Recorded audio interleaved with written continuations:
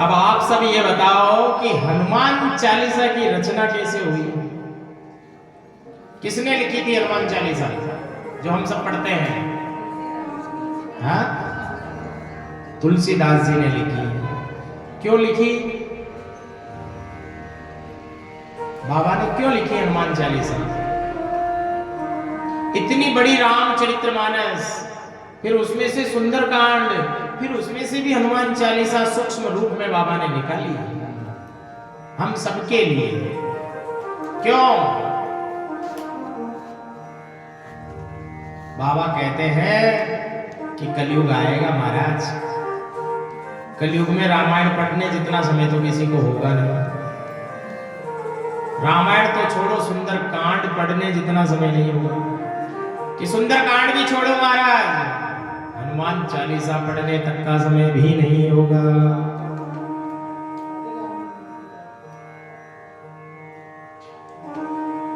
हनुमान चालीसा की रचना बाबा तुलसीदास जी ने बड़े संकट में की है।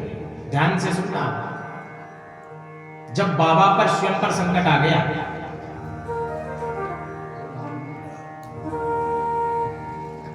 संत महात्माओं का काम है जगत का कल्याण करना।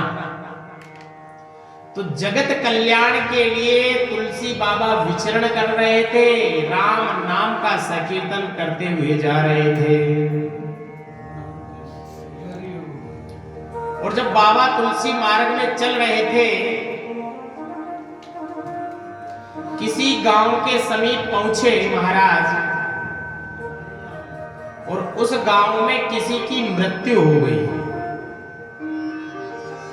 और जिस व्यक्ति की मृत्यु हुई, उस व्यक्ति की पत्नी ने आकर के बाबा तुलसीदास जी को प्रणाम किया महाराज। और जैसे ही बाबा को प्रणाम किया, बाबा ने कहा अखंड सौभाग्यवती भव। स्त्री कहने लगी, बाबा तुम कह रहे हो अखंड सौभाग्यवती भव, मेरा पति तो अंदर मरा हुआ पड़ा है।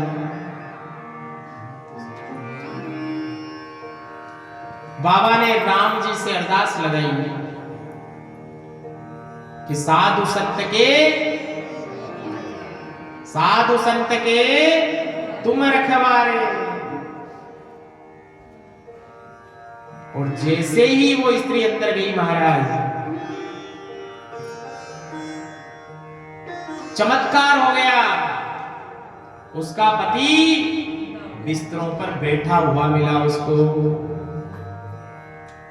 स्त्री बाहर आई दौड़ी दौड़ी, पूरे गांव में डिमडिमी बजवा दी कि हमारे गांव में तो ऐसा संत आया हुआ है जो मरे हुए को भी जिंदा कर देता महाराज।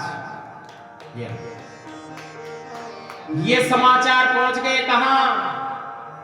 अकबर के पास। ये समाचार कहां पहुंचे? अकबर के पास। अकबर ने विचार किया, जब ऐसे महात्मा आए हुए हैं तो इनको तो अपने यहां लाओ। अपनी रोज सेना मर जाती है लड़ाई झगड़े में, तो इन महात्माओं से अपनी सेना को वापस जीवित करा लेंगे। अकबर के सैनिक गए महाराज, तुलसीदास जी को कहने लगे कि अकबर का संदेशा है, तुमको चलना पड़ेगा। बाबा ने कहा, भाई हम तो कहीं जाने वाले नहीं हैं, हम तो राम रसायन तुम्हारे पास आ, हम तो राम जी के भक्त हैं, राम जी के रसायन हैं। बाबा गए नहीं, जोरी से बंदी बनाकर ले जाए गए।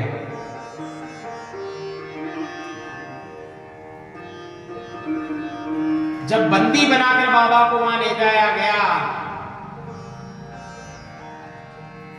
राजा के वहां कोई घटना घट गई। अकबर के एक सैनिक मरा हुआ सामने लाकर रख दिया कि सब तेरा गुणगान कर रहे हैं कि तुम मरे हुए को जिंदा कर देते हो, इसको जिंदा करो अन्यथा तुम्हें कैद खाने में डाल दिया जाएगा। बाबा तुलसी ने उसको जीवित नहीं किया। कैद खाने में जाना मंजूर है। बाबा तुलसीदास कैद खाने में चले गए, उनको बंद कर दिया गया। अब वहां बैठे बैठे क्या करें महाराज? बाबा तुलसीदास जी ने उसी अकबर के कैद खाने में बैठ करके ये हम सब के लिए इस हनुमान चालीसा की रचना कर दी महाराज। वहीं बैठ करके ये कैद खाने में रचना हुई हनुमान चालीसा की। तो इतना सुलभ ग्रंथ है, इतनी सुलभ श्रुतियां हैं हमारी, फिर भी हम पढ़ते नहीं।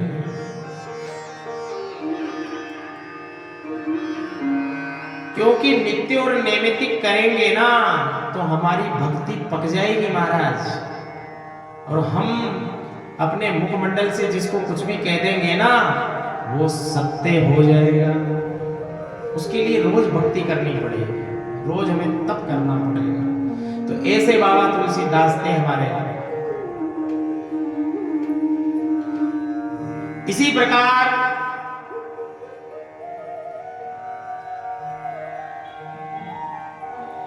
शास्त्र कह रहा है कि बाबा खाटू श्याम का जब भी दर्शन करो खाटू नगरी में जाकर, तो कहां से दर्शन करना चाहिए? 13 सीढ़ियों का नाम सुना आपने? खाटू श्याम में 13 पेड़ी, 13 पेड़ी का महत्व है। इसलिए बाबा श्याम खाटू श्याम के मंदिर में जब जाएं तो 13 पेड़ी से ही बाबा के दर्शन पाना चाहिए। अब आजकल तो व्यवस्थाओं को ध्यान में रखते हुए 13 पेड़ी वाली लाइन तो चालू ही है वैसे, पर 13 पेड़ी के आगे भी 3-4 लाइन और हो गई, तो लोग आगे वाली में चल जाते हैं। जैसी व्यवस्था होती है उस प्रकार से। पर अगर समय है हमारे पास और बाबा के अगर हम गए हैं तो समय में से समय को निकाल करके 13 पेड़ी से दर्शन करें महाराज। उससे बाबा प्रसन्न होते हैं कि जैसे जैसे कलयुग बढ़ेगा श्याम तेरा नाम बढ़ेगा। जैसे जैसे कलयुग बढ़ेगा ना ऐसे ही हमारे बाबा का नाम होगा भाई। कि जैसे 20 साल पहले क्या था खाटू श्याम, मैं बताऊं, 10 साल पहले क्या था, 5 वर्ष पहले क्या था, और आज अभी वर्तमान में क्या है महाराज। लाखों दर्शनार्थी रोज दर्शन पा रहे हैं, लाखों। तो ये कलयुग की महिमा है और ये कलयुग के ही अवतार है। इसलिए जैसे जैसे कलयुग बढ़ेगा इनकी महिमा का गुणगान और भी बढ़ता जाएगा। बोले श्याम प्यारे की जय।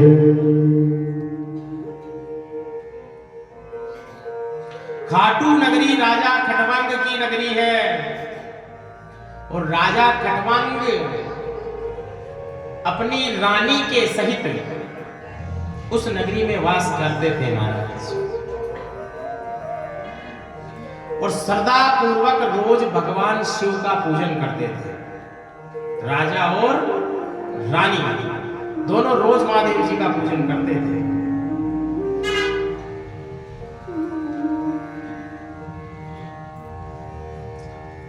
और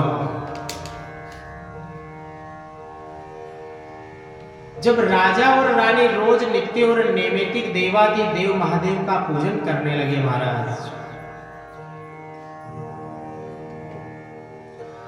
तो एक दिन राजा को स्वप्न आता है और स्वप्न में शालिग्राम शिला राजा को दिखाई देती है। शालिग्राम शिला। राजा अपने सपने की जानकारी अपनी पत्नी को बताता है।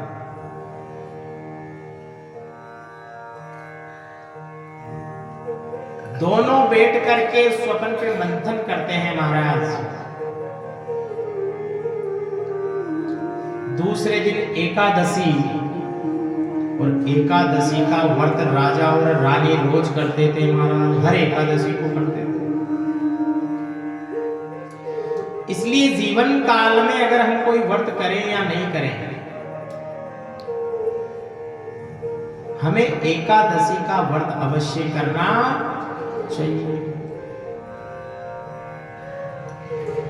कि महाराज एकादशी नहीं होती। अभी युवा वर्ग को हम कहते हैं भाई एकादशी करा करो, भगवान का भजन करा करो। बोलते महाराज अभी भजन करने की उम्र नहीं है, अभी एकादशी करने की उम्र नहीं है। तो बताओ उम्र आएगी कब? कब आएगी? क्या बूढ़े हो जाओगे तब करोगे? अरे जब बूढ़े हो जाएंगे ना तो हमारे हाथ पांव खुद एकादशी करेंगे। अपने हाथ पांव खुद ही एकादशी कर रहे हैं तो हम क्या एकादशी करेंगे? इसलिए समय रहते एकादशी का व्रत करो प्यारे। इसलिए समय रहते एकादशी का व्रत हमको करना चाहिए। इन सब श्याम प्रेमियों में से कौन कौन एकादशी करता है? जरा हाथ खड़ा करो। बाबा श्याम के प्रांगण में बैठे हो। देखो शास्त्र भी कहता है कि 8 वर्ष से लेकर के 84 वर्ष तक के जातक को एकादशी करनी चाहिए। कितने साल से? 8 वर्ष का बालक। और आजकल की माताएं बालक को तो सिखाती नहीं है कि एकादशी करना है, खुद एकादशी कर लेगी भले, और बालक के लिए तो भोजन बनाएगी। टिफिन ले जा भाई, उसको भी तो कराओ। जो पलार आप करते हो उसको कराओ। पर एकादशी के दिन महाराज पलहार कोई नहीं करता है। क्या करते हैं? नाम है फल आहार, यानी फल लेना है। पर ये उल्टा हो गया कलयुग में। फल आहार नहीं, फुल आहार। क्या करते हैं? फुल। कि शाम को भूख नहीं लगे महाराज। अरे भाई जैसे भी करो पर करो, आपकी इच्छा हो जैसे एकादशी करो, पर एकादशी अवश्य करो। क्योंकि एकादशी मेरे हारे के सहारे को बड़ी प्यारी है। इसलिए बाबा श्याम के दरबार में बैठे हैं तो हम सबको एकादशी करनी चाहिए। तो राजा रानी भी एकादशी करते थे महाराज। एकादशी के दूसरे दिन क्या आती है?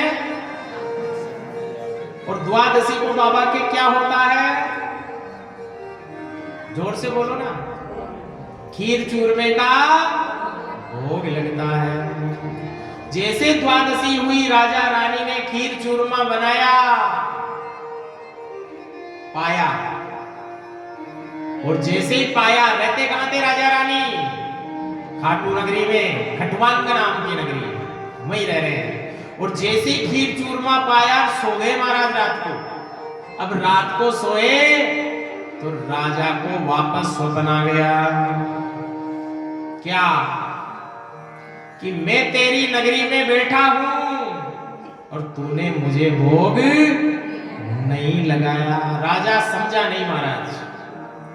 राजा सोचने लगा मैं तो बाबा महाकाल का भगत आदमी हूं और मैंने तो महादेव जी को भोग लगा दिया है, पर अब ये मेरे से भोग कौन मांग रहा है? ये भोग मांग कौन रहा है? राजा को समझ में नहीं आया। राजा ने सुबह एक सभा बुलाई अपने जैसे, और उन सभा में सब बड़े से बड़े विद्वान ज्योतिषी पंडित सबको निमंत्रण दिया महाराज। और राजा ने अपने सपने की जानकारी सबको बताई कि मैंने एकादशी करी, एकादशी के दूसरे दिन मैंने भोग प्रसाद किया, महादेव जी को भोग लगाया, मैंने पा लिया महाराज। पर रात्रि में स्वप्न मुझे आया कि तूने मुझे भोग नहीं लगाया। अब किसको लगाऊं? बताओ, बताएगा कौन? ब्राह्मण देवता ही तो बताएंगे। क्योंकि ज्योतिष शास्त्र कभी झूठा नहीं हो सकता है महाराज। ब्राह्मणों ने विचार किया और जैसे ही हमारे 4 वेद है महाराज, ऋग्वेद, यजुर्वेद, सामवेद, अब एक वेद और है अथर्ववेद है। उस वेद को जानने वाला जीव, उस वेद को पढ़ने वाला प्राणी, उस वेद को पढ़ने वाला ब्राह्मण है। अगर हमारे गांव में 5 जगह शादियां हैं और 5 जगह उन्हीं पंडित जी को ही जाना है, समय भी एक ही रात को 10 बजे फेरे होने हैं 5 जगह, तो उस वेद को पढ़ने वाला 5 जगह पहुंच जाएगा।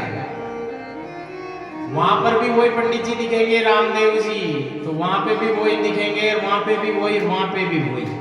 इतनी शक्ति है उस वेद में।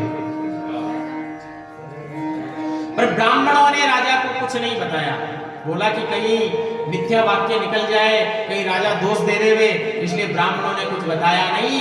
मन की बात मन में धारण कर ली। त्रयोदशी को फिर स्वप्न आ गया कि हे राजन, तुम मुझे बाहर निकालो, तुम मुझे बाहर निकालो।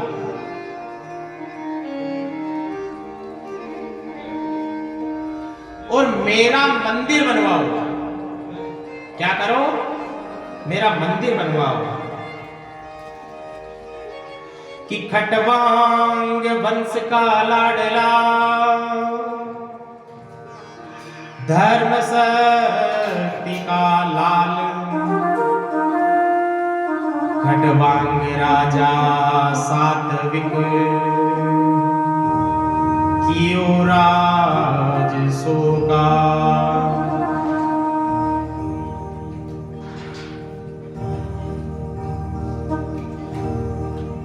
अब राजा रानी दोनों देवादिदेव महादेव का रोज पूजन करने लगे। कि नगर बीच शिवाला प्यारा, राजा के जीवन का सहारा।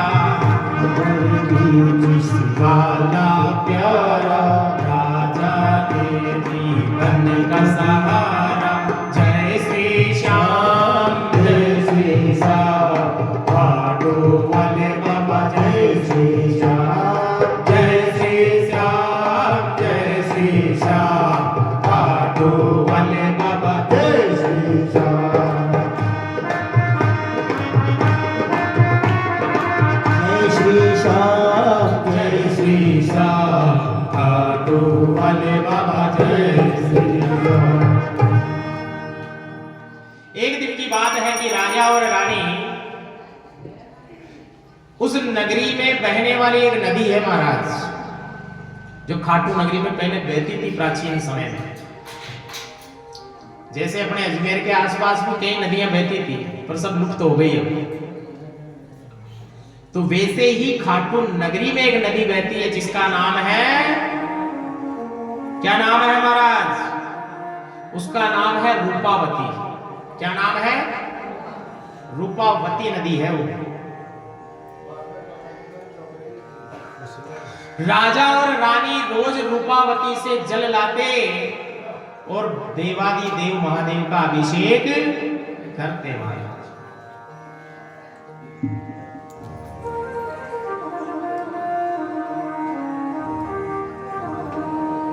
इसलिए जितने श्याम प्रेमी हैं, जो प्रभु श्याम की शरणागत रहते हैं, उनको भी रोज नित्य नैवेद्यिक महादेव जी का पूजन करना चाहिए।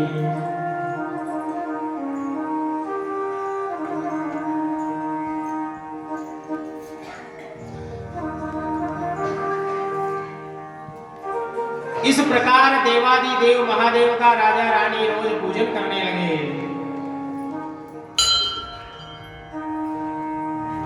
फिर भी राजन को समझ में नहीं आया कि हमें क्या करना है आगे।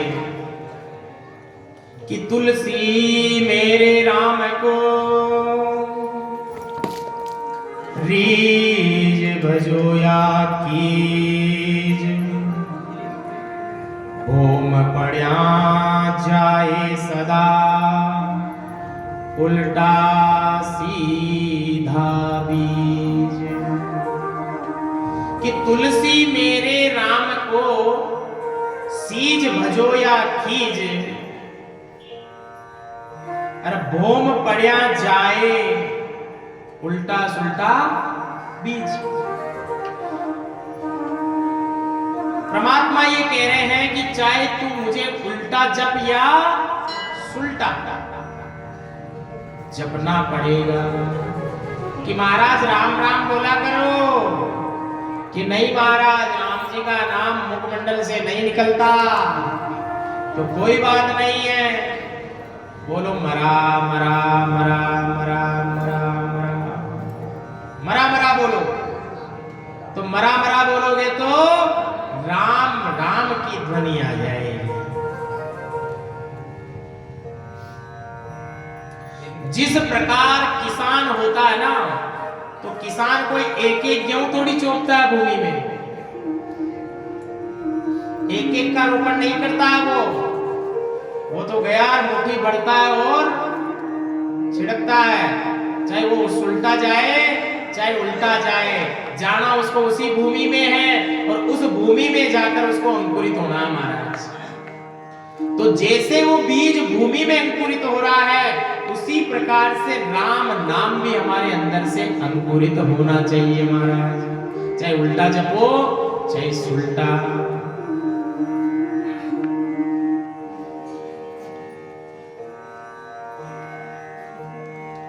एक बार की बात है कि नगर के कुछ लोग राजा और रानी से मिलने आए महाराज।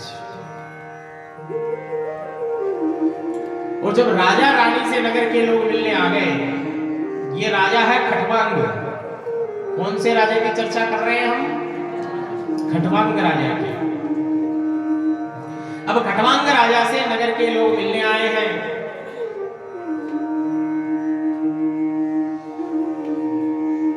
और सब लोग कह रहे महाराज आज आप नगर के बीच खड़े होकर के सभी प्रजा को दर्शन देना।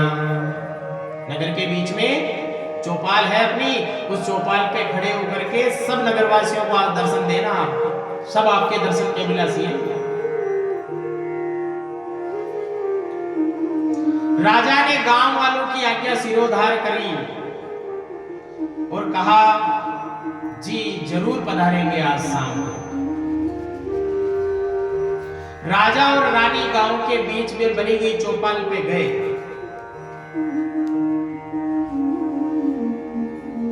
और जब पूरी जनता राजा रानी के सामने खड़ी हुई है, तो राजा क्या देख रहा है जनता में? कि सब में राम दिखाई दे रहा है। पूरी जनता में राजा को राम दिखाई दे रहा है, ऐसा भाव है उस राजा का। पूरी जनता में भगवान के दर्शन हो रहे हैं, लेकिन रानी का मन इधर उधर डोल रहा है। रानी को उनमें कोई भगवान दिखाई नहीं दे रहे हैं। राजा कह रहा है प्रणाम करो, और रानी कह रही है मुझे तो कोई दिखे तो प्रणाम करो। तो बाबा तुलसीदास कहते हैं यहां पर, जाकी रही भावना जैसी प्रभु मूर्ति देखी जाकी रही भावना जैसी प्रभु मूर्ति देखी। जिसकी जैसी भावना होगी उसको वैसा ही दिखेगा। तो रानी का ऐसा कोई भाव ही नहीं था, इसलिए सब स्त्री पुरुष नजर आ रहे हैं। और राजा प्रत्येक पुरुष में भगवान गोविंद के दर्शन कर रहा है, इसलिए प्रत्येक पुरुष में ही गोविंद नजर आ रहा है। रानी का मन डोल गया, रानी बड़ी उदास हो गई और राजा को कहने लगे मेरा मन इसलिए नहीं लगा क्योंकि मैंने आज श्रृंगार नहीं किया है, और आप मुझे बिना श्रृंगार के यहाँ चौपाल पर लेकर आ गए। मेरा मन श्रृंगार में रह गया, इसलिए आज मैं परमात्मा के दर्शन से वंचित रह गई। राजा क्रोधित हो गए महाराज, बोला तेरा मन श्रृंगार में रह गया। राजा ने तुरंत आदेश किया और कुबेर जी महाराज को पत्र लिखा कि हे कुबेर, तुम्हारे भंडार कक्ष में अच्छे से अच्छे जो आभूषण हैं सब हमारी रानी के लिए राजमहल में भिजवाए जाए श्रृंगार के लिए। कि मैं रानी और रूप की गोरी, मैं रानी और रूप की गोरी, चंद्र किरण सी चंद्र चकोरी। जय श्री श्याम, जय श्री श्याम, खाटू वाले बाबा जय श्री श्याम। रानी कहती है महाराज, श्रृंगार के बिगर स्त्रियां अधूरी है, इसलिए माताओं को श्रृंगार चाहिए। राजन कहने लगे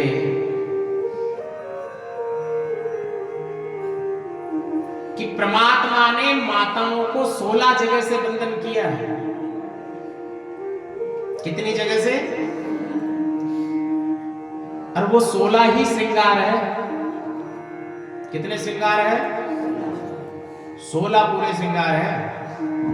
अब जो श्रृंगार माताएं रोज करती उनको तो पता होगा कौन कौन सा है, पर मैं कहता हूं कि 100 में से 80% माताओं को यह पता नहीं है कि 16 श्रृंगार है कौन कौन सा। 100 में से 80 माताओं को पता ही नहीं है कि 16 श्रृंगार में क्या क्या चीजें आती हैं। कोई माता अगर मानो बाबा के दर्शन करने आई और पुजारी जी ने उसे मोगरे का माला भेंट कर दी, अब वो मोगरे की माला ने अगर माता ने उसे जूड़े में बांध लिया तो वो भी श्रृंगार है, वो श्रृंगार में जाता है जूड़े में भी। तो इस प्रकार अनेक श्रृंगार है माताओं के जो माताओं को रोज करने चाहिए। राजा समझ गया। राजा मन में विचार करने लगा भाई कि इस संसार में 4 प्रकार के हट होते हैं। हट यानी क्या होता है? अंग्रेजी वाले तो कह देंगे भी झोपड़ी होती है। हट यानी होती है जिद। क्या होती है? जिद। ये 4 प्रकार की है महाराज। पहली है राजहट। राजहट, राज यानी जो गवर्नमेंट है। अब जैसे गवर्नमेंट ने हट पकड़ लिया कि 7 वंडर्स को तोड़ना है, जनता ने कुछ नहीं किया, टूटा तो टूटा भाई, पैसा किसका गया? अपना। गवर्नमेंट के पास क्या है? कुछ नहीं है, सब अपना पैसा है। यह है राजहट। राजा जो चाहेगा वो कर सकता है। दूसरा होता बाल हट। बाल यानी बालक कुमार। कहीं बाजार में जा रहे हो, मार्केट में जा रहे हो, आपके बालक को जो वस्तु पसंद आ गई उसको दिलानी पड़ेगी आप, चाहे वो 10 रुपए की हो चाहे वो 10,000 की हो, उसको तो दिलाना है तो दिलाना ही पड़ेगा। ये बाल हट है। एक होता योग हट, योगी महात्मा, और एक होता त्रिया हट। त्रिया कहते हैं स्त्री को, और स्त्री भी अगर हट पकड़ ले तो उसे भी फिर प्रसन्न करना पड़ता है। तो अब श्रृंगार की हट हो गई है। रानी ने हट कर लिया कि मेरे श्रृंगार की कमी थी इसलिए मैंने श्रृंगार नहीं कर पाई, अब मैं आज के बाद आपके साथ कहीं नहीं जाऊंगी। तो राजा ने पत्र लिख दिया कुबेर जी महाराज को, और पत्र लिख करके वहां से पूरा माल खजाना कोष राजा जी अपने कक्ष में मंगवा रहे हैं। और जैसे ही कुबेर के भंडारी लेकर के आए राजा के कक्ष में, तो राजा ने कहा भाई मुझे नहीं चाहिए, ये मेरी रानी के कक्ष में ले जाकर रख दो। खटवांग राजा ने सब सामग्री अपनी रानी के कक्ष में रखवाई। आज रानी बड़ा श्रृंगार कर रही है महाराज। एक एक बाल में एक एक मोती पिरो रही है, एक एक बाल में एक एक मोतियों का श्रृंगार कर रही है महाराज। रानी आज बड़ी सुंदर सजी है और बड़ी प्रसन्न लग रही है। अब रानी कह रही, राजन अब तुम चाहो तो मुझे कहीं पर भी ले चलो, अब मैं तैयार हूं, जहां चाहो वहां मुझे ले चलो राजन।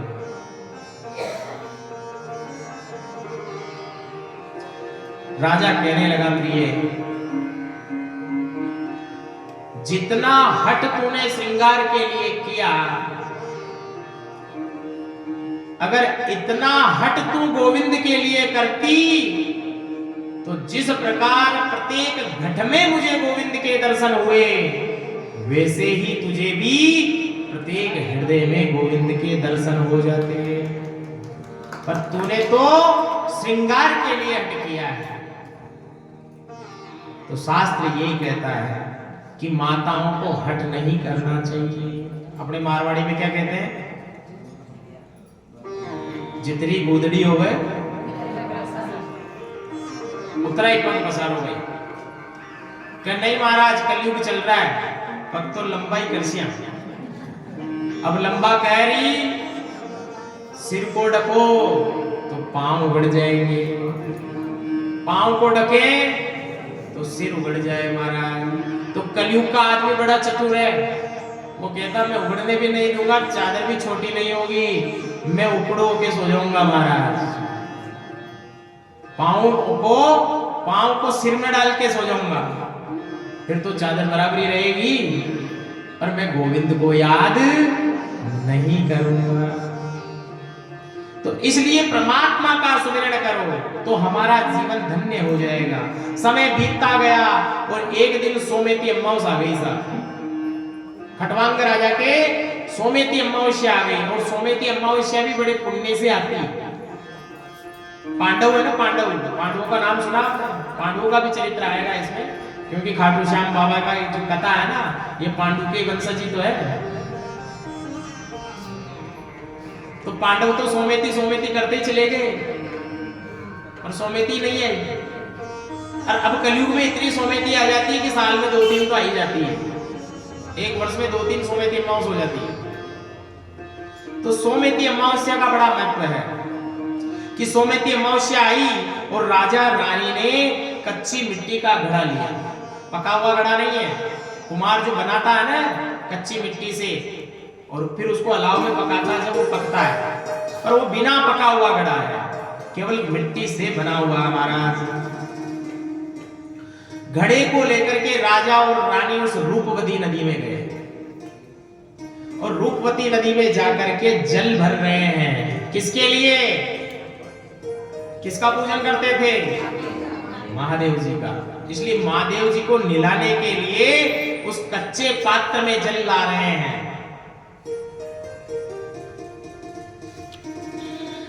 रूपवती नदी के तट पे राजा रानी पहुंचे। जैसे ही रानी ने घड़े को जल में डुबोया, खटवांग राजा की जो रानी थी ना, उसने जैसे ही घड़े को जल में डुबोया तो क्या हुआ महाराज? इधर से रानी डुबो रही है, इधर से राजा। कि राजा का तो सोना हुआ, राजा का तो सोना हुआ, रानी का गया खोए। राजा का तो सोना हो गया और रानी का गया खोए, मिल गया वो उसी में।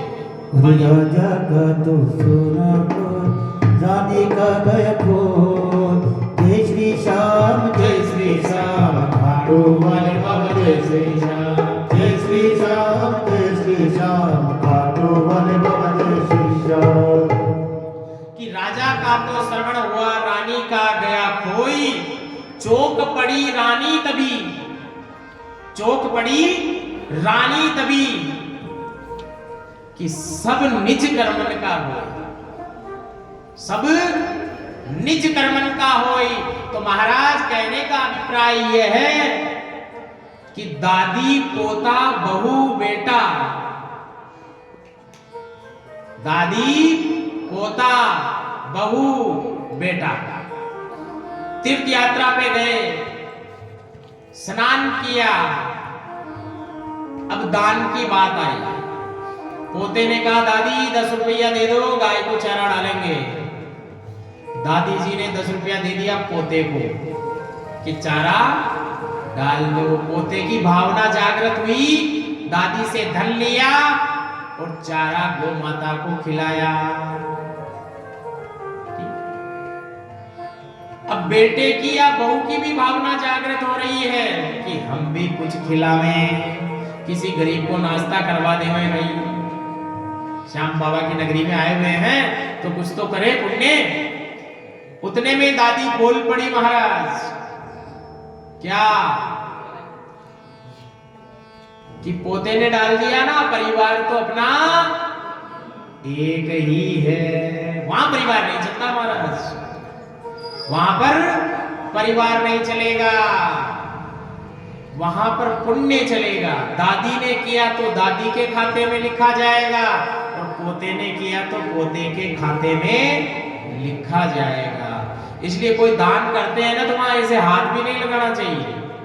वो सबको देखा हमने कि परिवार वाले गाय को चारा डाल रहे हैं, 50 रुपए का 5 जने हाथ लगा के खड़े। अपने अपने हाथ से डालो, अपने अपने हाथ से जीव जंतुओं की सेवा करो, क्योंकि जब अपने हाथ से करोगे तो अपने खाते में पुण्य लिखा जाएगा। कहने का अभिप्राय यह है कि भोजन की थाली फिर तो घर में एक ही बनाओ, 5 थाली बनाने की आवश्यकता नहीं है। और उस थाली के दादी जी को कह दो दादी जी आप बड़े हो घर में, आप हाथ लगा लो, और हम सब भी हाथ लगा देते हैं। सबके पेट में आ जाएगा क्या भोजन? नहीं आएगा। सबके लिए अलग अलग पात्र लगेगा, सब अपने अपना कर्म कर रहेंगे, तब जाकर के वो पेट में जाएगा हमारा। तो इसलिए कर्म प्रधान है। तो रानी ने विचार कर लिया कि मेरा घड़ा इसलिए जल में मग्न हो गया कि मैंने कोई अच्छा कर्म नहीं किया, और राजा का इसलिए सोना हो गया कि राजा ने सदैव अच्छा कर्म किया हमारा। इसलिए मेरे श्याम प्रेमियों, परमात्मा को कभी भूलना मत, बाबा को कभी भूलना नहीं है हमें। जीवन का सत्य यही है। क्या सत्य है? हम रोज बोलते हैं कि श्याम नाम एक सार है धारा, जीवन का बस यही सहारा। जय श्री श्याम घाटो वाले बाबा जय श्री श्याम, जय श्री श्याम, जय श्री श्याम, घाटो वाले बाबा जय श्री श्याम, जय श्री श्याम, जय श्री श्याम, घाटो वाले बाबा जय श्री श्याम। इसलिए बाबा का साथ कभी छोड़ना नहीं। और अगर हम भी बाबा का साथ नहीं छोड़ेंगे तो ये कलयुग का राजा है, ये भी कभी अपना हाथ नहीं छोड़ेगा। ये हमें हमेशा साथ पकड़ कर रखेगा महाराज, क्योंकि कलयुग का राजा बाबा श्याम है। कुछ मत करो, कम से कम रोज दर्शन पाने आओ। कुछ करने की जरूरत नहीं है। अगर अपने पास है, दानी ने हमें दिया है तो दे दो, और नहीं दिया है तो कम से कम दर्शन तो पाओ। और आप नहीं पाओ तो अपने दर्शन कराने आ जाओ कि ले बाबा मेरे दर्शन कर ले। कैसा भी समझ लो आप, या तो बाबा को अपने दर्शन कराने आ जाओ या बाबा के दर्शन आप करने आ जाओ।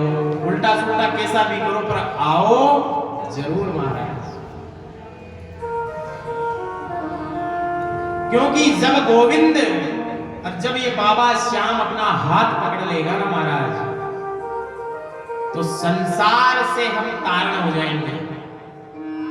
संसार से तारण होकर के सीधा तरणताल में चले जाएंगे, सीधा विष्णु लोक में हमें स्थान प्राप्त हो जाएगा। पर कब?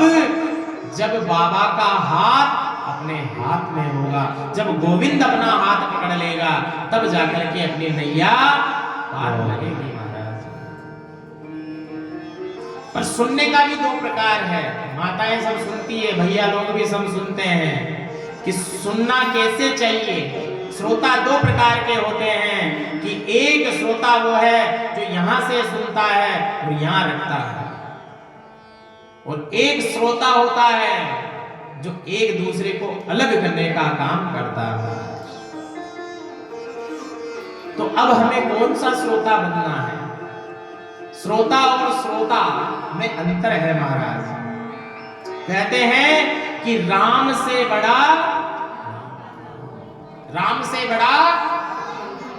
राम का नाम है महाराज। राम जी बड़े नहीं है, राम जी का नाम बड़ा है। अब आप कहोगे कि महाराज राम जी का नाम बड़ा कैसे है? कि राम जी का नाम बड़ा ऐसे है कि जैसे राम सेतु का निर्माण हो रहा था, राम सेतु बना रहे थे ना लंका जाने के लिए, तो आपको पता है ना राम सेतु में जलचर थलचर नभचर नाना सब जीव जंतुओं ने काम किया है। एक गिलहरी आ गई, क्या आ गई? गिलहरी। गिलहरी ने सोचा मेरे से तो पत्थर उठता ही नहीं है, करूं क्या? पर कुछ तो करूं, राम काज में सहायता तो करूं। वो गिलहरी आवे, समुद्र में पूंछ गीली करे, मिट्टी में लोटपोट होवे और वापस समुद्र में लाके ऐसे करे, फिर समुद्र में गीली करे, फिर मिट्टी में जावे, फिर लोटपोट होवे और फिर पानी में आके ऐसे साफ हो जाए। कम से कम एक एक कण तो आ ही रहा है ना। ये दृश्य राम ने देखा है कि गिलहरी अच्छी जो कम से कम इस कार्य में हाथ तो बटा रही है अपना। पर राम जी के मन को शांति नहीं मिली। राम जी विचार करने लगे कि राम नाम लिख सेला तिराई, लिख रहे राम तिराओ, राम तिराओ। राम जी हनुमान जी खड़े हुए हैं और शिलाएं तैर रही है। प्रभु ने विचार किया जब ये सब लिख लिख कर डाल रहे हैं, शिला तैर रही है, क्यों नहीं ये प्रयास मैं भी कर लेता हूं। राम जी ने भी एक शिला उठाई महाराज और उस पे लिखा राम और उसको तिराया, और जैसे ही तिराया शिला डूब गई महाराज, शिला डूब गई। राम जी आश्चर्यचकित हो गए, बोला ये सब भक्त तिरा रहे हैं तो तैर रही है और मैं तैरा रहा हूं तो डूब रही है। राम जी के समझ में नहीं आया। तो हमारे अष्ट सिद्ध नवनिधि के दाता वहां खड़े हुए थे, पवन तनय पवन पुत्र, बोले प्रभु कि हनुमान तूने क्या देखा? कि प्रभु मैंने सब देखा, वो सब सत्य है, कि किसी को बताना मत। कि बताने की बात ही क्या है प्रभु इसमें, कि मेरे को समझ में नहीं आ रहा हनुमान की शिला डूब कैसे गई। कि प्रभु बस इतनी सी बात आपको समझ में नहीं आई, आप जगत को चलाने वाले हो, आपकी ये बात समझ में नहीं आई कि नहीं है ये हनुमान, बताओ। हनुमान जी कहने लगे प्रभु कि शिला क्यों डूब गई? कि जो राम को पकड़ के रखता है वो तिर जाता है, और राम जिसको छोड़ दे वो डूब जाता है महाराज, डूब जाता है। तो आप तो राम हो और आपने उसको छोड़ दिया, इसलिए वो डूब गया महाराज। तो राम हमें नहीं छोड़े, ऐसा काम हमको करना है, ऐसा काम हमें करना है। इस प्रकार से भगवान कहने लगे। आगे चल करके शिव सती का चरित्र बाबा श्याम की कथा में कि राजा दक्ष हुए और दक्ष के कन्याएं हुई, सती का विवाह शिव के साथ हुआ, सब आपको पता है आपको। और सती ने ही राजा दक्ष के यज्ञ का विध्वंस किया। क्यों किया? बिना निमंत्रण के कहीं नहीं जाना। इस कथा को थोड़ी जल्दी कहेंगे, कथा बहुत है अभी आगे बाबा श्याम की, कि बिना निमंत्रण हमें कहीं नहीं जाना चाहिए। पर सती मानी नहीं, पति से कहने लगी पिता के घर से निमंत्रण की आवश्यकता नहीं पड़ती है बाबा, हम तो जाएंगे। सती ने जिद कर ली। अभी अभी बताया था ना त्रियाहट, ये वही त्रियाहट है। जिद कर ली तो बाबा ने कहा भाई जा, मना करने वाला कौन है? चली गई। बाबा ने 60,000 गण अपने साथ भेज दिए। कितने गण? 60,000 गण सती के साथ गए, जिसमें नंगी भृंगी और श्रृंगी 3 गण बाबा के विशेष है। ये सब बाबा ने उनके साथ भेजे। सती वहां गई। जब महादेव जी का स्थान उनको वहां दिखाई नहीं दिया तो सती ने यज्ञ कुंड में कूद करके अपने प्राणों की आहुति दे दी। जब देवादिदेव महादेव को इस बात का पता चलता है, महादेव जी कैलाश से तांडव करते करते हुए राजा दक्ष के यज्ञ में पहुंचते हैं। पहुंच करके सती के देह को निकालते हैं। सती के देह को निकाल करके अपने दोनों हाथों से देह को पकड़ लिया है बाबा ने, और बाबा अब कैलाश की यात्रा कर रहे हैं महाराज। जैसे ही कैलाश की ओर ले जाने लगे तो सती का एक एक अंग मृत्यु लोक में गिर गया। कितना? एक एक अंग मृत्यु लोक में गिरा महाराज, और कुल मिलाकर के इस मृत्यु लोक में 52 अंग गिरे। कितने? 52। और 52 शक्तिपीठों का निर्माण हो गया महाराज। और 52 में से 27 नंबर का जो अंग गिरा मणिबद्ध, 27 नंबर का अंग है मणिबद्ध, जिसको हम कलाई के नाम से जानते हैं। ये कहां गिरा? कहां गिरा? हाँ? पुष्कर में गिरा। कहां गिरा? पुष्कर में गिरा। दिए के नीचे अंधेरा रह जाता महाराज, तो पुष्कर के नजदीक ही रहते ना, इसलिए अंधेरा आएगा। भाई पुष्कर में रहने वाले रोज पुष्कर में स्नान नहीं करते महाराज, तो इसलिए पुष्कर के नजदीक रहने वालों को यह पता नहीं है कि हमारे यहाँ भी शक्तिपीठ है। इसलिए एक शक्तिपीठ पुष्कर में है, मणिबद्ध शक्तिपीठ के नाम से जाना जाता है, जिसको आज इस कली काल में चामुंडा देवी के नाम से हम जानते हैं। जब सावित्री माता के दर्शन करने जाते हैं, सावित्री पहाड़ी पर रह जाती है और मणिबद्ध शक्तिपीठ नीचे रह जाता है। इसलिए जब भी आपको समय मिले एक बार दर्शन होके आओ शक्तिपीठ के। ये 27वें नंबर का शक्तिपीठ है। इस पहाड़ी का नाम क्या है? अपन कहते हैं कोई अरावली, कोई नाग पहाड़, ये तो सब अपन ने नाम रखा है। शास्त्र में इस पहाड़ को रत्नागिरी पहाड़ी के नाम से जानते हैं। कौन सी पहाड़ी है? रत्नागिरी, जो वेद पुराण में इसका उल्लेख है, क्योंकि पुष्कर का भी उल्लेख वेद पुराणों में ही है। तो ये रत्नागिरी पहाड़ी है, और रत्नागिरी पहाड़ी में ही मणिबद्ध शक्तिपीठ भगवती का विराजमान है। बोलिए जगजननी भवानी की जय। अब आगे चलकर महाराज धृतराष्ट्र के पुत्र हुए। कितने पुत्र हुए? हाँ, 100। आपके कितने हैं? एक बस। ये तो गलत बात है। अब बताओ क्यों है गलत? संत महात्माओं के दर्शन कौन कौन करना चाहता है? मानो बागेश्वर धाम अगर अपने यहाँ आ जाए तो कौन दर्शन करना चाहेगा? हाथ खड़ा करो। पर उस बागेश्वर धाम की तरह बनाने के लिए आपके पास भी तो पुत्र होना चाहिए। जब एक पुत्र आपके पास है, वो आपकी सेवा करेगा या बागेश्वर धाम बनेगा? कहने का अभिप्राय यह है। इसलिए पहले की माताओं के 5-5, 7-7, अभी हम वहां गए थे, उसके तो 14 पूछा मन में, 14 पुत्र है महाराज। मैंने कहा पूरी बरात इधर ही है। 14 पुत्र के 14 बहुए, 14 के भी 4-4 बेटे हो रहे उनके। पूरा मतलब 100 जने हैं उनके घर में, सब एक साथ रहते हैं। क्यों? तो इसलिए हमें क्या करना है? क्या नहीं महाराज? पहले तो हम 2 थे और हमारे 2 थे भी कुछ साल पहले, पर महाराज अब तो हम 2 हैं, अब हमारे एक ही। ज्यादा माथा मोड़ी नहीं होती है। पढ़ाई लिखाई का खर्चा है कैसे? माताएं क्या कहती है? भैया लोग भी यही कहते हैं, पढ़ाई लिखाई का बहुत खर्चा है हमारा। क्या खर्चा है भाई? अगर आपके 5 है तो 2 आप रखो और 3 हमको दे दो। हम हमारे आश्रम में ले जाएंगे उनको संत बना देंगे, महात्मा बना देंगे, भगवंत बना देंगे, जो आपको ही नहीं 7 पीढ़ी का उद्धार कर देगा महाराज। 1 पीढ़ी का नहीं, 7 पीढ़ी का उद्धार करता है संत।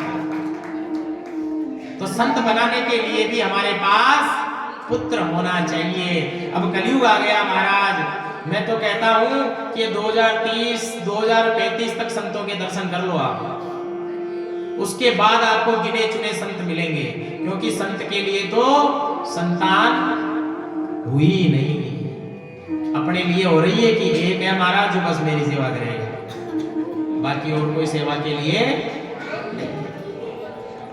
और जिनके 5-5 होते हैं ना, तो उनको परवाह भी नहीं होती है महाराज कि भाई 5 है, 5 में से 2 मेरी सेवा करेंगे, 3 चाहे किधर ही जाए, ऐसा भी विचार होता है। फिर उनमें से वो किधर ही जाए ना, जिस पे कम ध्यान देते हैं, तो वो हमारी तरफ वो वैसा ही संत बन जाता है, जाकर के गुरु शरण में रहने लग जाता है। तो इसलिए शास्त्र यही कह रहा है। तो कौरव मतलब धृतराष्ट्र के पुत्र हुए 100। अब 100 का नाम नहीं रखा अलग अलग, जैसे अलग अलग नाम रख देते ना, राम, गोपाल, मदन, मोहन, ऐसे अलग अलग नाम नहीं है उनके, उनके नाम एक साथ ही रख दिए कौरव। क्या नाम रखा? कौरव। 100 भाई थे कौरव। और पांडव 5 भाई थे। आज की कथा बड़ी इंटरेस्ट है, अच्छी कथा है खाटू श्याम बाबा के बारे में, कि इनकी वंश की उत्पत्ति कहां से हुई। ये वंश उत्पत्ति के लिए कथा हम सब सुन रहे हैं आज, कि विष्णु तनया सत्यवती से राजा शांतनु हुए, यानी सत्यवती के राजा शांतनु, और उन्हीं के कुमार विचित्र वीर्य का जन्म हुआ, और विचित्र वीर्य की संतान है पांडु। किसकी संतान है? विचित्र वीर्य की संतान है पांडु।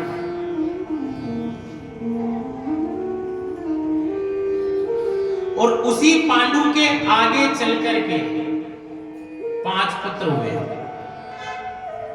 देखो पांडु अलग है, ये पांडु पुत्र है। विचित्र वीर्य के जो संतान हुई उसका नाम है पांडु, और पांडु की अब संतान होगी जो होगी 5, इनको भी हम पांडु कहते हैं। अब इनके 5 संतान हुई महाराज, जिनमें सबसे बड़े हैं युधिष्ठिर, जो साक्षात धर्मराज है युधिष्ठिर। दूसरे नंबर पर है भीम, जिसमें हजारों हाथियों का बल है। तीसरे नंबर पर है अर्जुन, जो धनुर्विद्या में पूरा निपुण है। चौथे नंबर पर है सहदेव, जो बड़ा तेजस्वी है और ज्ञानी है। और 5वें नंबर पर है नकुल। नकुल अपनी सुंदरता के लिए जाना जाता है। नकुल से सुंदर इस संसार में ना कोई हुआ और ना कोई होगा। इतना सुंदर था कि अगर नकुल पानी भी पीवे ना, तो उसके कंठ में से पानी दिखाई देता था महाराज कि ये पानी पी रहा है। इतना सुंदर रूप था उसका। तो ये पांडु के पुत्र है 5, और उन्हीं पांडु पुत्रों में से अर्जुन नाम का एक पुत्र हुआ। और अर्जुन नाम के पुत्र के हुए अभिमन्यु। सीधे भागवत जी में चलेंगे, अभी ध्यान रखना। देखो अर्जुन हुआ पांडु के, अब अर्जुन के हो गए अभिमन्यु। और अभिमन्यु जी का पुत्र है परीक्षित। किसका पुत्र है? अभिमन्यु का पुत्र है परीक्षित, जिन्होंने क्या किया? परीक्षित ने क्या किया भाई बताओ? कुछ तो किया ही होगा। अरे परीक्षित नहीं होता ना, तो हम इस कलयुग में कभी भागवत नहीं सुन पाते। आज परीक्षित की देन है कि हम सब भागवत जी सुनते हैं। और ये परीक्षित कहां से आया?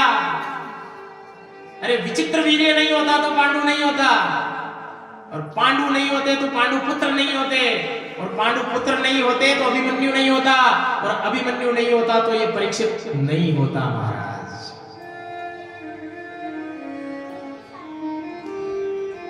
तो राजा परीक्षित को श्राप मिला। क्यों मिला था? एक मरा हुआ सांप श्रृंगी ऋषि के गले में डाल दिया था ना, तब उसके पुत्र ने श्राप दे दिया था कि हे राजन, कि जिस किसी ने भी मेरे पिता के गले में मृतक सांप डाला है, यही सांप ठीक आज से 7वें दिन जीवित होकर के तुम्हारा काल बन जाएगा। जब ये बात हुई, अब परीक्षित का पुत्र हुआ साहब जिसका नाम है जनमेजय। क्या नाम है? जनमेजय। और जनमेजय को जब ये पता लगा कि मेरे पिता को सांप मिल गया, कि एक सांप मेरे पिता को डसेगा आकर के, तो मैं सांप को ही नष्ट कर दूंगा सब। तो जनमेजय ने महाराज एक सर्प यज्ञ किया। क्या किया? सर्प यज्ञ। और ऐसा यज्ञ कि सांप चाहे जहां भी हो उसको उस यज्ञ में आना पड़ेगा। स्वाहा, उसके प्राण गए। जितने भी सांप है आसपास के सब आकर के उस यज्ञ में स्वाहा हो रहे हैं।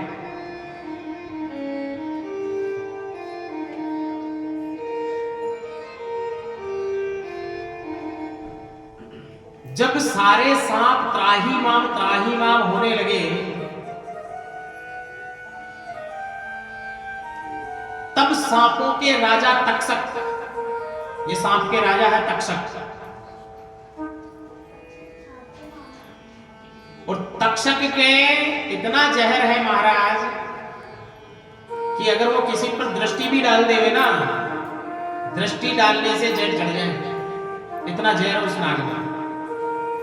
अब तक्षक सब सांपों के प्राण बचाना चाहता है कि मेरे कुल का नाश हो जाएगा। तो तक्षक वहां से दौड़ा दौड़ा गया आस्तिक मुनि के पास। कहां गया? आस्तिक मुनि के पास गया महाराज। आस्तिक मुनि को प्रणाम किया। आस्तिक ने कहा कि हे राजन, कैसे आना हुआ? कि त्राहीमाम शरणागतम, मेरा पूरा वंश समाप्त होने की कगार पर है महाराज, आप चलकर कुछ करिए, अन्यथा अनर्थ हो जाएगा। आस्तिक मुनि ने कहा, बोलो क्या बात है? कि राजा परीक्षित का पुत्र है जनमेजय, वो सर्प यज्ञ कर रहा है और हमारी सारी प्रजातियां आ आकर के उसके यज्ञ में समाहित हो रही है, इसलिए आप बचाओ चलकर। उतने में राजा तक्षक ने प्रार्थना करी, आस्तिक मुनि वहां गए और यज्ञ मंडप में जाकर के राजा तक्षक से कहने लगे कि हे तक्षक, तुम तुम्हारे परिकर को लेकर के यहां से अब चले जाओ। क्यों? राजा तक्षक कहने लगा, प्रभु जहां जहां आपका नाम होगा वहां हमारी परछाई भी आपको देखने को नहीं मिलेगी, आपको परछाई भी देखने को नहीं मिलेगी। ये भागवत जी का प्रसंग है, इसलिए अगर किसी को सर्प दिखाई देता है, रोज किसी के सपने में आ जाता है, किसी के घर में घुस जाता है सर्प, तो उसको क्या करना चाहिए? उसको आस्तिक मुनि का नाम लेना चाहिए, या कागज कलम पेन से आस्तिक मुनि लिख करके अपने दरवाजे पर टांग देना चाहिए, जिससे आपके घर में कभी सर्प का प्रवेश नहीं होगा महाराज। ये प्रमाणित बात है। कभी सामने भी आ जावे ना आपके और याद रह जावे महात्मा का नाम और कहते हो सामने आ ही रहा है, तो वहां भी बोल दो आप ओम तक्षक मुनिये नमः, ओम आस्तिक मुनिये नमः, तो वो भी अपना मार्ग बदल लेगा महाराज, क्योंकि ये उस मुनि के वचनों से बंधे हुए हैं। क्योंकि इन्हीं के आस्तिक मुनि के कारण ही आज सांप जाति यहां पर जीवित है इस लोक में, इसलिए ये उनका कहना मानती है। तो इस प्रकार आस्तिक मुनि हुए सर। और सारे सांप जो है आस्तिक मुनि को वहां से प्रणाम करके चुपचाप वहां से चले गए। तो इसी प्रकार सोमवंशी राजा शांतनु का वंश विस्तार हुआ। शांतनु महाबली थे और शांतनु के अधवा नाम की रूपवती पटरानी थी महाराज। और आगे चल करके जिसमें 30,000 हाथियों का बल है, ऐसा पुत्र है। किसका किसका पुत्र है? पांडवों की माता का नाम क्या है? हाँ? जोर से बोलो। तो ये हमारे मुरली मनोहर के भी कुछ लगती होगी। हाँ? हुआ लगती है ना। तो कुंती ने ऐसे पुत्रों को जन्म दिया महाराज।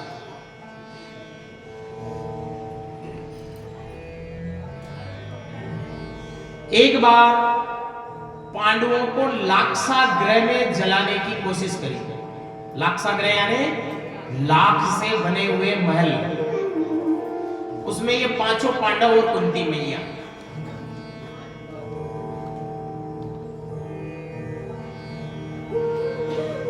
तो इस लाक्षागृह में उनको जलाने लगे। तो कैसे न कैसे करके अपनी जान बचा करके इस लाक्षागृह से निकल गए बाहर।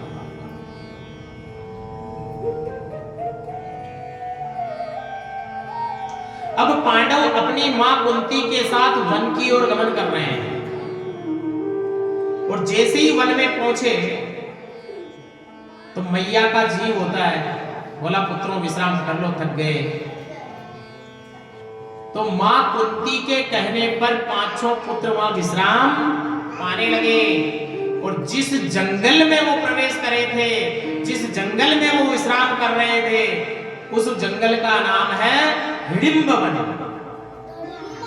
हिडिंब वन में जाकर के विश्राम पाए। और वहां पर हिडिंबासुर नाम का एक दैत्य रहता था महाराज। हिडिंबासुर नाम का एक दैत्य जो नरभक्षी था। वो केवल मनुष्यों का ही मांस खाता था, केवल नरभक्षी।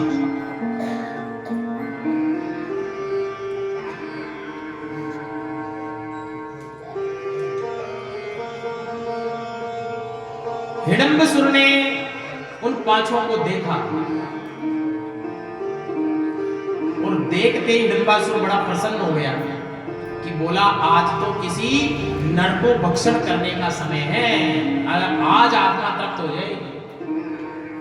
हिडिंब अपनी बहन हिडिंबा के साथ रहता था। उसकी एक बहन थी हिडिंबा।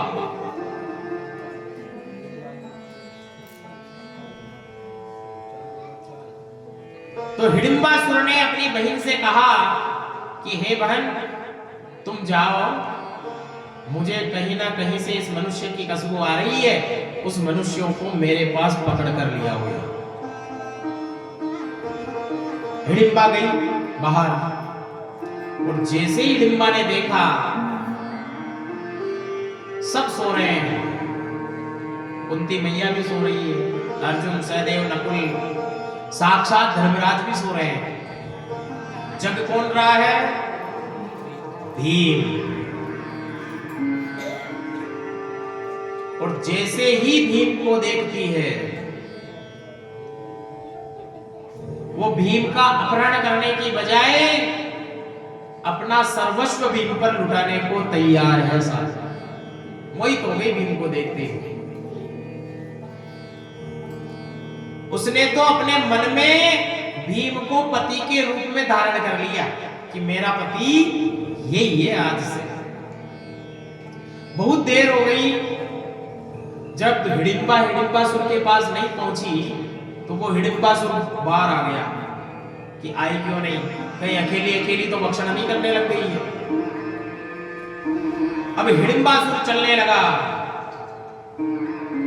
और जब हिडिंबासुर चलता है ना तब भी पृथ्वी कंपयमान होती है महाराज। एक एक पांव धरे तो पृथ्वी डगमग डगमग डोलती है महाराज।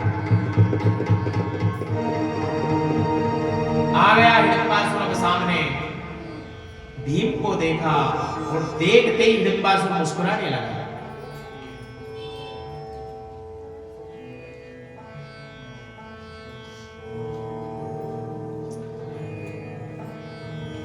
हिडिंबासुर ने अपनी शक्तियों का प्रहार किया भीम पर, और जैसे ही वो प्रहार करने लगा, उधर वो हिडिंबा खड़ी हुई थी। हिडिंबा ने भी अपनी संपूर्ण शक्तियां भीम को दे दी, जितनी शक्ति उसके पास थी। तो हिडिंबासुर भीम का कुछ बिगाड़ नहीं पाया, क्योंकि हिडिंबा ने भीम की रक्षा करी। आगे चलकर दोनों के वहां मल्ल युद्ध हुआ साहब। हिडिंबासुर और हिडिंब के बीच,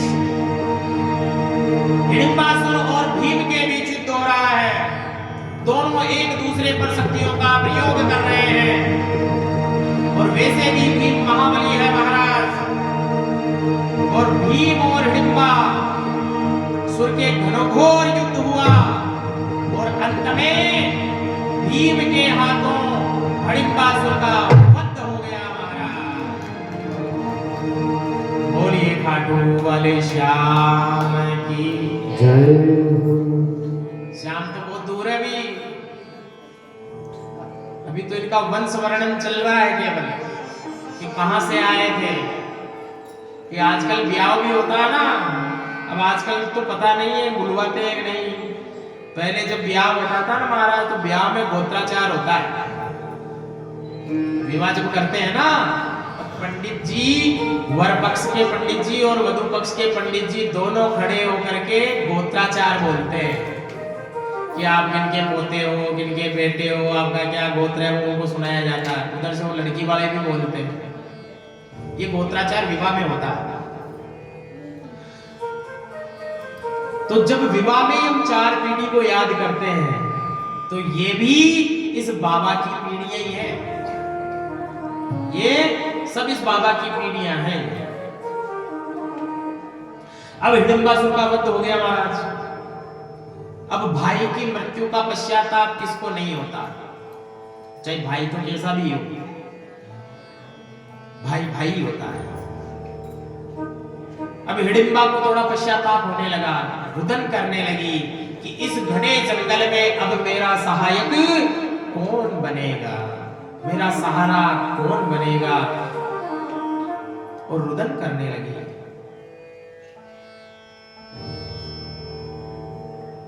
और अब एक मां, एक स्त्री के भाव को समझ सकती है।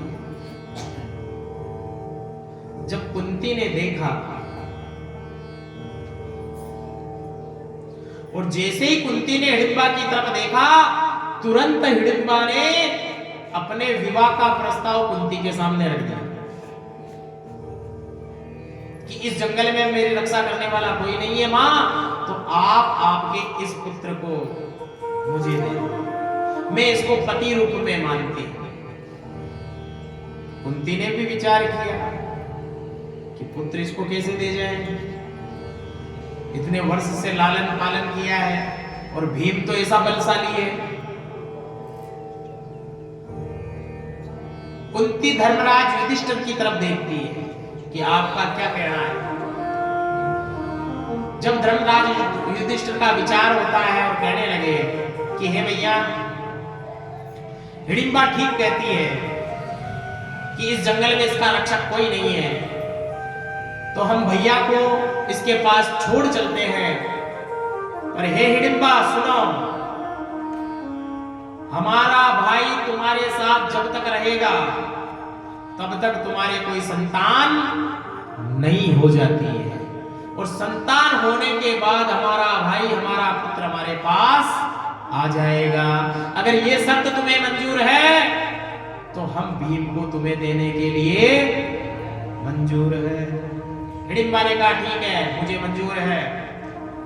और हंसते मुस्कुराते हुए साक्षात धर्मराज और मां कुंती ने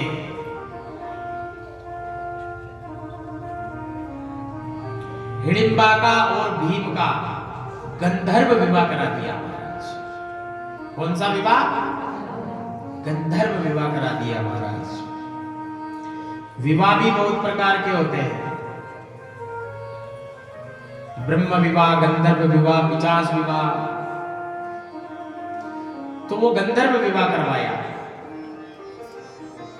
अब वो दोनों रहने लगे और इधर से युधिष्ठिर, अर्जुन, सहदेव और नकुल और मां कुंती वहां से प्रस्थान हो गए महाराज।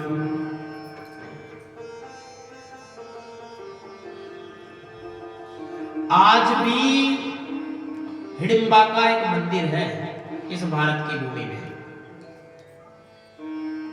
किसका मंदिर है? हिडिंबा का। नाम है हिडिंबा माता, ये उसका हिडिंबा देवी कहते हैं उसको। हिडिंबा देवी का मंदिर आज भी है हिमाचल प्रदेश में, मनाली के अंदर है। कहां है? मनाली। किसको मनाली? पड़ोसी को मनाली नहीं मनाली। तो मनाली में जाओ और हिडिंबा देवी के दर्शन पाओ। आज भी साक्षात वो देवी मां विराजमान है। बोली श्याम प्यारे की जय। आइए देवी की शरण में चलते हैं। अब जो है हिडिंबा और भीम दोनों रहने लगे। कुछ समय बीता और कुछ समय के बाद ही हिडिंबा ने एक पुत्र को जन्म दिया महाराज। हिडिंबा ने एक पुत्र को जन्म दिया और जन्म लेते ही बालक तरुण हो गया। जन्म लिया और जन्म लेते तरुण है, तरुण यानी बड़ा हो गया।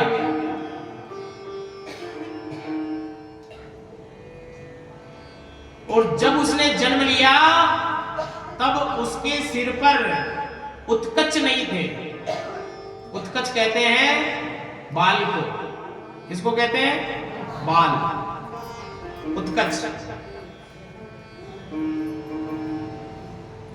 तो हिडिंबा ने विचार किया, भीम ने विचार किया कि बालक जब जन्म लेता है ना तो बालक के उत्कच होते हैं, यानी बाल आते। कोई सा ही बालक जन्म ले, चाहे छोटे बाल होंगे पर आएंगे जरूर उसके। पर इस बालक के तो बाल आए ही नहीं और होते ही बड़ा और हो गया। तो इसका नाम क्या रखे कि ये उत्कच है? कि ये उत्कच है तो इसका नाम रख दो घटोत्कच। क्या नाम रख दो? घटोत्कच। और महाराज उसका नाम रख दिया घटोत्कच।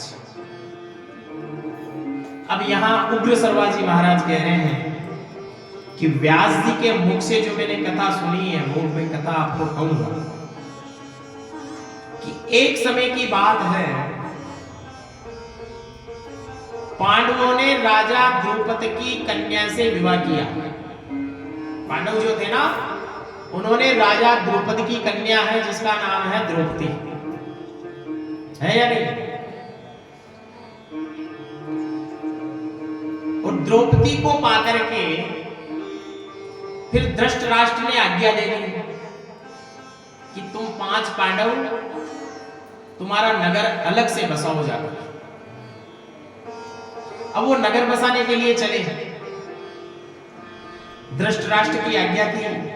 तो पांडवों ने एक नया नगर का निर्माण किया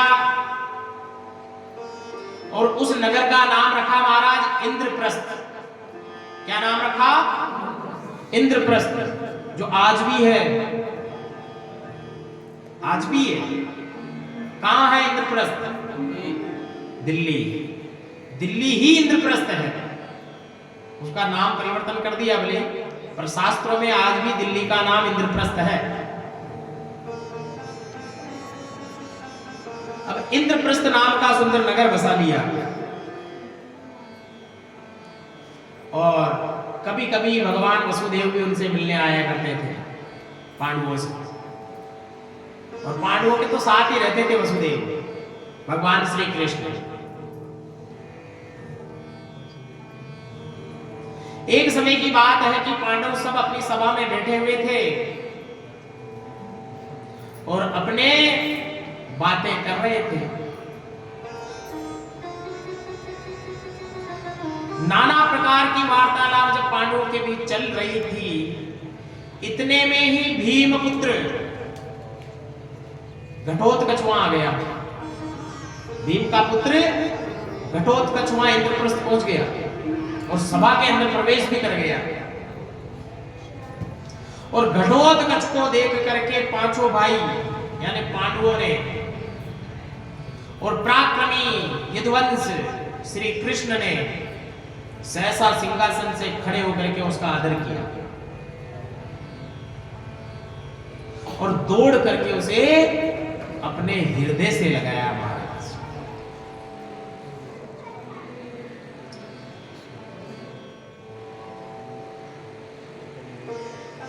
भीम नंदन घटोत्कच ने भी विनय पूर्वक सभा में बैठे हुए सभी को प्रणाम किया।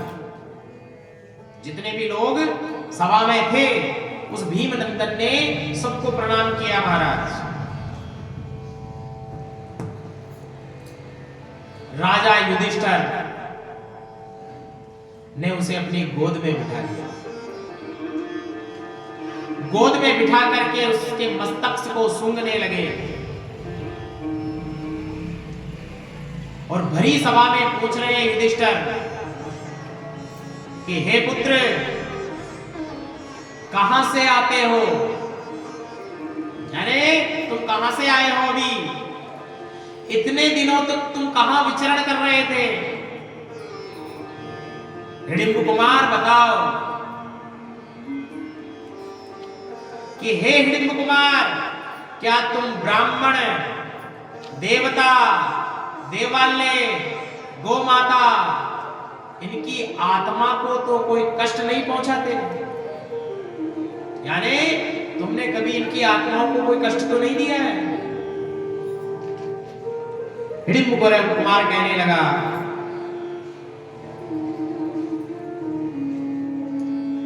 कि हे तात, मैं तो अतिशय प्रेम करने वाला हूं, अतिशय,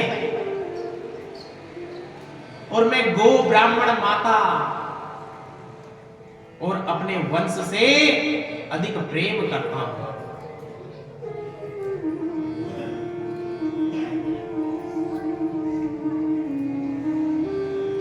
युधिष्ठिर कह रहे हैं कि हे भीमनंदन, तुम्हारी माता तो सकुशल है। आपकी माता कैसी है? डिंबा खूब प्रसन्न है। और धर्मराज के पूछने पर भीमनंदन घटोत्कच ने कहा कि महाराज, मेरे मामा हिडिंबासुर का वध होने के बाद उसके संपूर्ण राज्य को मैं संभालता हूं। यानी मेरा मामा जब से यहां से गए हैं उसके बाद से उस राज्य को अब मैं संभालने लगा हूं। और महाराज, मैं दुष्टों का दमन करता हूं और सर्वत्र विचरण करता हूं।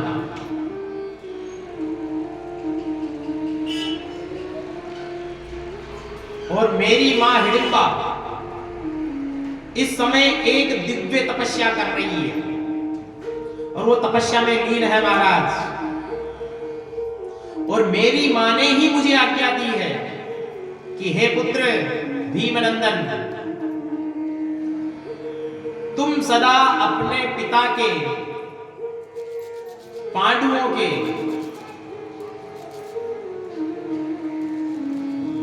वंश में भक्ति करने वाले बनो, मात्र पितृ भक्त बनो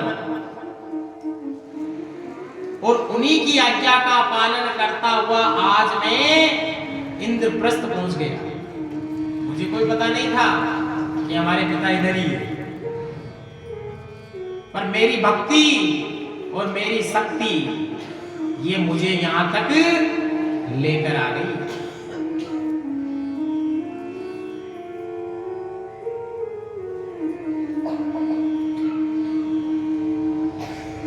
और मेरी मां मेरुगिरी पर्वत पर बैठ करके तपस्या कर रही है।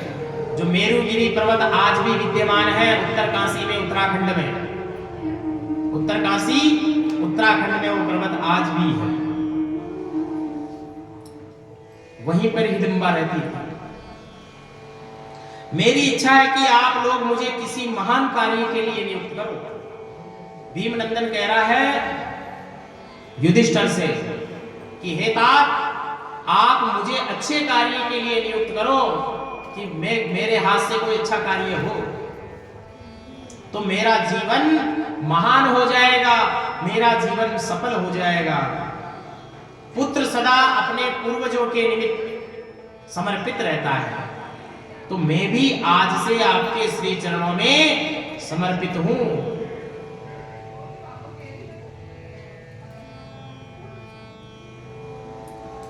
भीमनंदन के ऐसे कहने पर धर्मराज युधिष्ठिर ने बड़े प्रसन्न होकर कहा कि हे घटोत्कच, तुम ही हमारे भगत हो और तुम ही हमारे सहायक हो। हिडिंब कुमार, निश्चित ही जैसी माता होती है वैसा ही पुत्र होता है।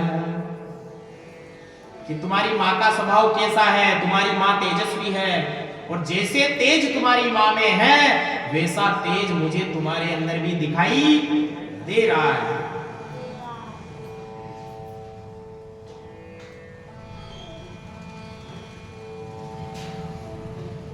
कि तुम्हारी मां हिडिंबा पति के सुख को त्याग करके तपस्या में संलग्न है। धर्मराज युधिष्ठिर कहते हैं सामने भगवान श्री कृष्ण हैं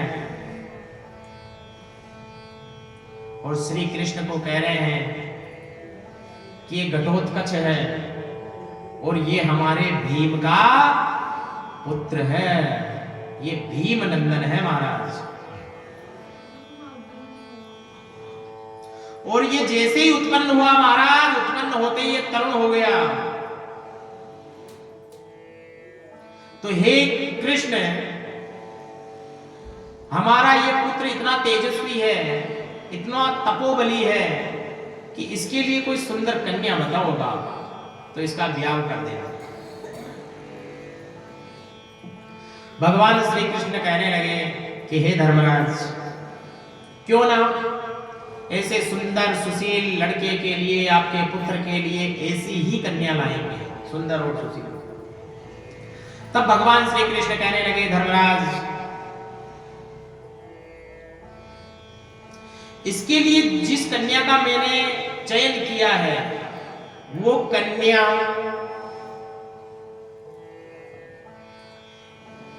इसी समय प्राग ज्योतिषपुर में है। कहां है? प्राग ज्योतिषपुर में निवास कर रही है। और वो कन्या भी कोई मामूली कन्या नहीं है, वो बड़ी तेजस्वी है। एक मुर नाम का दैत्य था महाराज, और उस मुर नाम के दैत्य की पुत्री है। मुर नाम का दैत्य था और उस मुर नाम के दैत्य की पुत्री है, इसीलिए इसका नाम मोरवी है।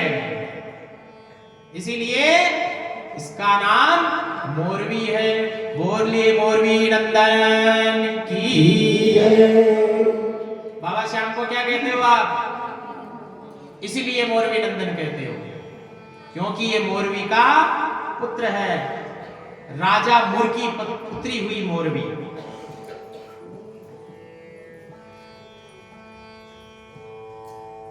कि एक समय की बात है,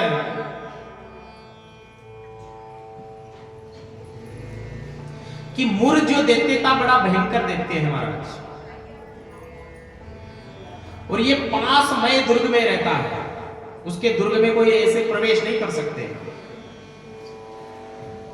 परंतु धर्मराज, इस दैत्य का मेरे हाथों से वध हो गया। कौन कह रहा है? भगवान श्री कृष्ण कह रहे हैं धर्मराज को कि इस मोरवी के पिताजी का वध मेरे हाथ से हुआ है। तो एक बार तो ऐसा हुआ महाराज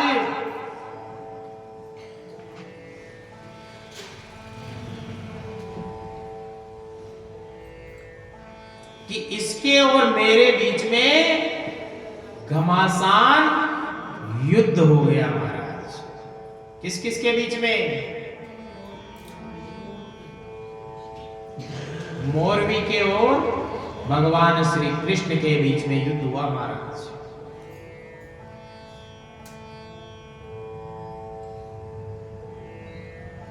और इसी मोरवी का नाम है कामकंटकटा। कामकंटकटा ऐसा नाम है इसका। और ये जब कामकंटकटा मेरे सामने आकर के युद्ध करने लगी महाराज, तो मैंने मेरे सारंग से, सारंग क्या है? भगवान श्री कृष्ण के धनुष का नाम है। जैसे भगवान शिव के धनुष का नाम क्या है? पिनाक। आवाज इधर से आई थी, शिव भगवान के मंदिर में से आई दिखती है। भगवान शिव के धनुष का नाम है पिनाक। वैसे ही भगवान श्री कृष्ण के धनुष का नाम है सारंग। कि मेरे सारंग पर अगर बाण चढ़ जाए तो बिना प्राणों की आहुति लिए हुए वापस तर्कस में नहीं आता महाराज। ये भगवान श्री कृष्ण कह रहे हैं युधिष्ठिर को। पर उसके साथ मेरा युद्ध हुआ है तो वो अपने पुत्र के लिए ठीक है, वो अपने पुत्र के लिए ठीक है महाराज।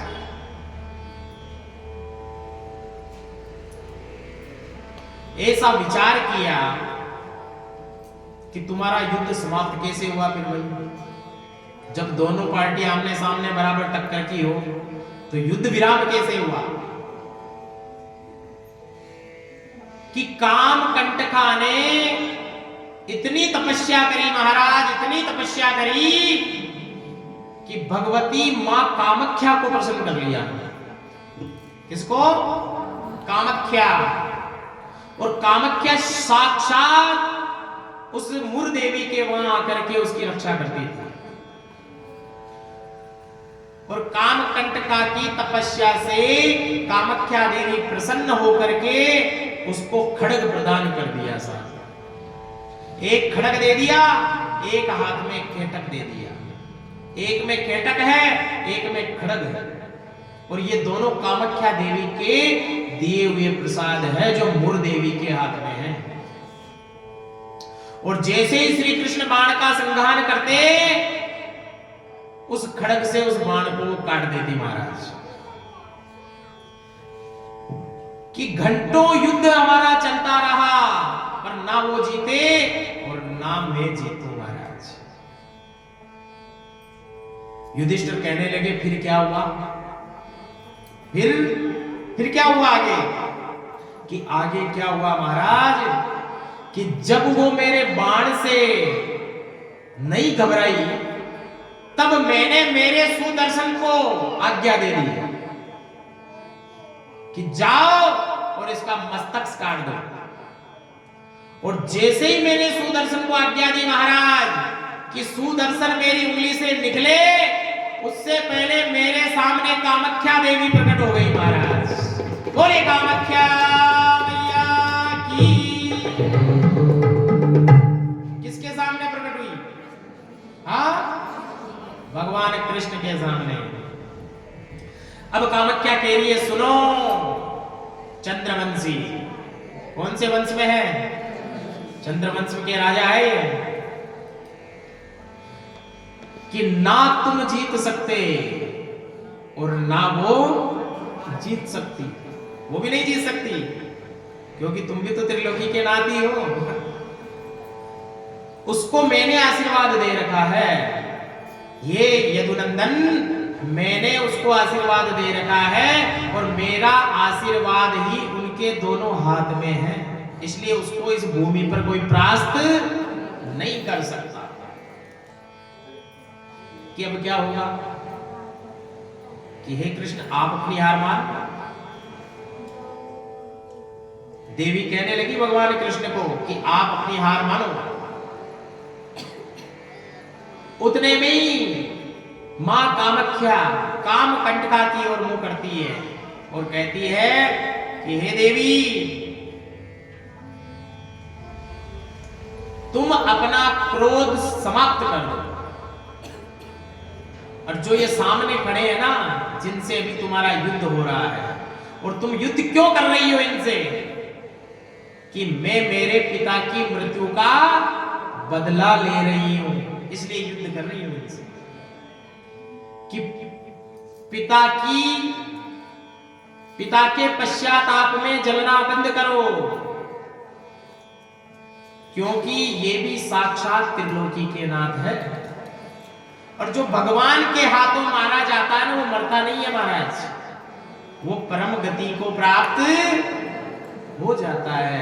इसलिए हे कामकंटके, तुम चिंता मत करो कि तुम्हारे पिता नरक गए होंगे, क्योंकि जो गोविंद के हाथ से जाता है वो सीधा गोविंद के द्वार ही चला जाता है। अब कामकंटका प्रसन्न हो गई, उसने अपना क्रोध त्याग दिया, और त्याग करके मां कामाख्या कह रही है कि तुम्हारे ससुर को प्रणाम करो। क्या कह रही है? तुम्हारे ससुर जी को प्रणाम करो। तो कामकंटका के समझ में नहीं आया अभी ससुर जी कैसे हो गए। तब देवी कामाख्या कहने लगी कि हे कामकंटके सुनो, इन्हीं के भाई है पांडव, भाइयों की तरह रहते कृष्ण पांडवों के साथ, और इन्हीं के भाई है पांडव, और पांडवों में एक है भीमसेन, और भीमसेन के पुत्र हुआ है जिसका नाम है घटोत्कच, और घटोत्कच से तुम्हारा विवाह संपन्न होगा। जाओ, मैंने आशीर्वाद दे दिया है। बोलिए कृष्ण कन्हैया लाल की जय, और मुकुटबंसी वाले की जय। इस प्रकार मां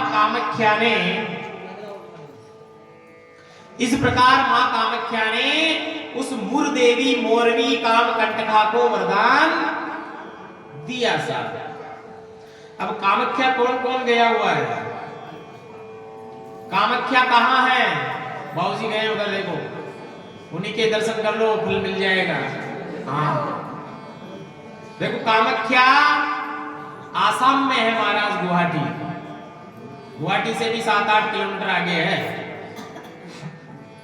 यानी ब्रह्मपुत्र नदी के किनारे है ये। ब्रह्मपुत्र नदी के किनारे ये भी एक शक्तिपीठ है। जैसे हमारे पुष्कर राज में है ना शक्तिपीठ, ऐसे ही ये भी एक शक्तिपीठ है महाराज।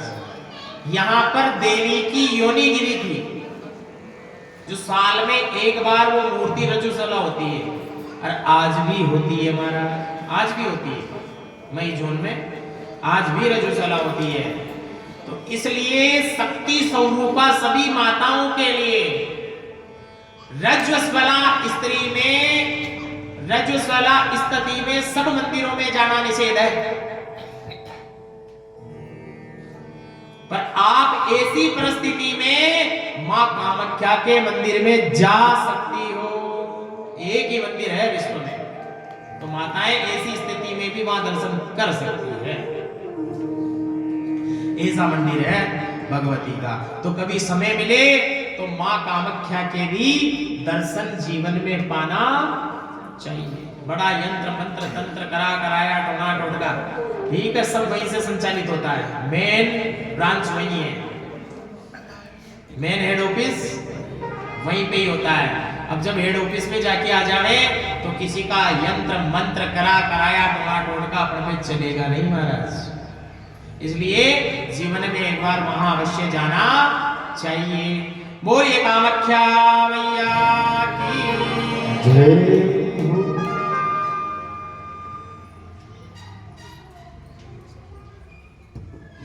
माता जी की शरण में चलो। जगरा शेरावाली का बसा के दरबार की जय।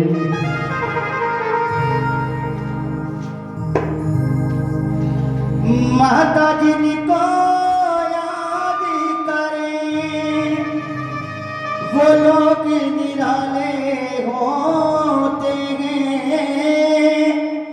माता जिनका नाम पुकारे